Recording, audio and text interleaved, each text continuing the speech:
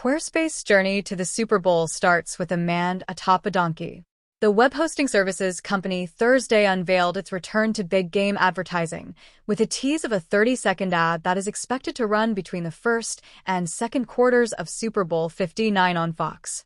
In a new teaser, released Thursday morning, a man on a donkey moves forward on a path, tossing laptops out of a satchel as he travels. The scene is accompanied by the sounds of Uillean pipes. The spot will mark Squarespace's 11th time advertising in the Gridiron Classic. Obviously, it's a huge expense, and it's a costly thing to do every year, but, some would argue it's actually might be one of the cheaper things to do, says David Lee, the company's chief creative officer, of its Super Bowl marketing.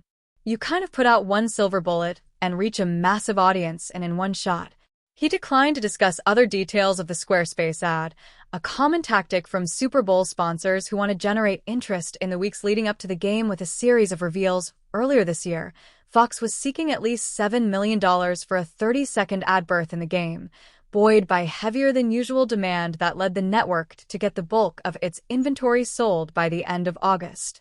Squarespace isn't the biggest company on the Super Bowl roster, but it has, over the years, become one of the most durable.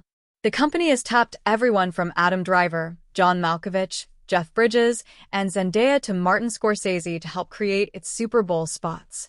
And yet, the company has never enlisted a traditional ad agency, says Lee, choosing to stay with in-house personnel. The company has developed some tried-and-true tactics.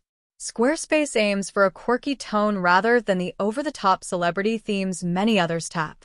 Squarespace likes to do slightly offbeat humor, says Lee. When people go really loud, we tend to go really quiet. And it tries to place its commercial somewhere in the first half of the game, something it has done on all its Super Bowl visits except in 2021. You find you get good traction in that area, he says. It seems to be that earlier in the game, you have more of a captive audience. Despite the eye-popping costs, Lee suggests there is new value in the Super Bowl. The media landscape is quite fractured, so there aren't a lot of opportunities where people actually enjoy watching advertising, and it's not a nuisance, he says. Obviously, live sports are a way to capture the mindshare of a live audience.